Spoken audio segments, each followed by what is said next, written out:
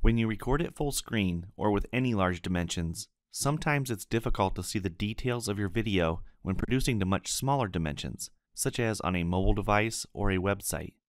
That's where Camtasia's SmartFocus feature can help. SmartFocus automatically predicts where to zoom in during your video to make it easier to see things on your screen. All this happens behind the scenes during recording, as SmartFocus analyzes the position of your mouse cursor, which windows are active, and when text is entered.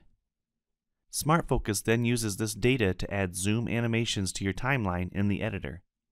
One important thing to note is that SmartFocus will only work with TREC or CamRec recording files. It will not work when saving your recordings to the AVI format or with other video formats that can be imported into Camtasia Studio. You can still manually zoom and pan with other video formats, but the SmartFocus data just won't be present. Let's take a look at how SmartFocus is applied, and then how easy it is to edit and add new zoom animations. There are a few different ways you can apply SmartFocus animations to your recording files. First, click the Zoom and Pan tab. Then look for the SmartFocus options.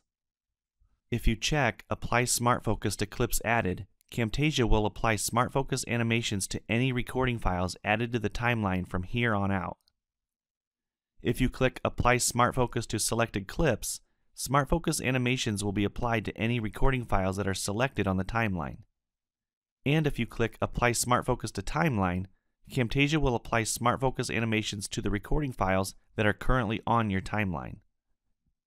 If you want SmartFocus animations applied to your recording files every time you start a new project in Camtasia, go to Tools, Options, and then check Apply SmartFocus to Clips Added. When SmartFocus animations are applied, you'll see this pop up on the timeline. You will also see these blue visual animations that represent where SmartFocus was automatically applied. Their placement is predicted based on data collected during the recording. You can position the playhead before any of the animations and play back the video to see what happens in the canvas. Here it looks like this zoom is focusing in on the calculator as the mouse pointer is clicking the keys. To reposition when the zoom happens during the video, click and drag the animation on the timeline. It's also very easy to make quick edits to an animation. Just double-click one of them and the Visual Properties tab opens. The Visual Properties gives you tons of control over how your media looks and appears in your video. This also includes editing your zoom animations. Adjust the scale of your zoom by dragging this slider, and see the changes instantly on the canvas.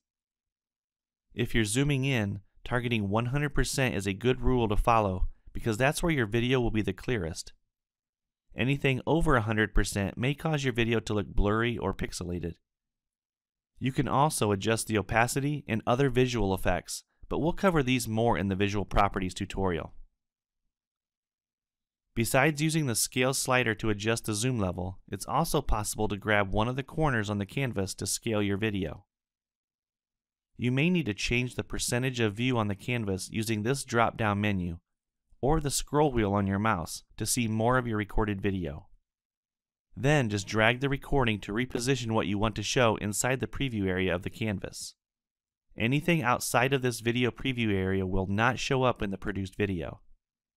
Once the video is zoomed into its new location, it will remain there until it either reaches the end of the clip or another animation. Let's play back the video just before this next animation to see what happens. Now the focus is on the Notepad document, and everything else is not visible in the video. Again, if this animation needed to be edited, just double-click it and make the changes within the Visual Properties tab. To remove any or all existing animations from a clip, right-click one of them and either choose Delete or Delete All Visual Animations. If you have multiple clips on the timeline, you will have to delete all visual animations separately from those clips. To add a visual animation manually, first select the media and position the playhead where you want to add the animation. If you don't have any media selected on the timeline, you will see this message in the Visual Properties tab. So, with the media selected, click the Add Animation button. If you like keyboard shortcuts, the hotkey Z will also work, but again, the media must be selected on the timeline in order to add an animation. You can resize and reposition the video on the canvas so that it shows exactly what you want at this point in the video. As an alternative, you can also reposition the level of zoom from within the Zoom and Pan tab. Whatever is placed inside this selection rectangle on the left gets displayed in the video at this point in time. Now it's up to you to decide if you want SmartFocus to help guide you with when to zoom and pan, or take over the control yourself and add the visual animations manually. The next tutorial in this series will show you how to cut out or remove unwanted media on the timeline. If you have any feedback for us, please follow this link to a short survey.